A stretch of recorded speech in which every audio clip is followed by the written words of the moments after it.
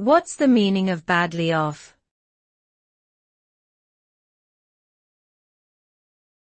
Badly off.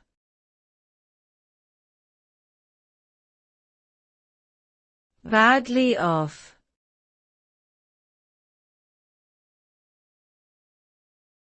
Badly off.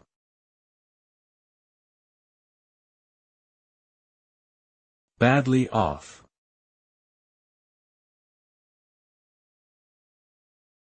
The phrase, badly off, is an idiomatic expression that is used to describe someone who is in a poor or disadvantaged financial situation.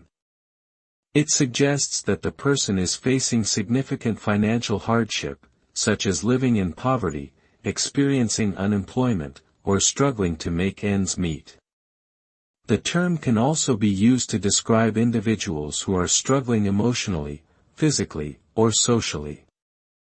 In short, badly off implies a state of being in which one is facing significant challenges and is not doing well overall.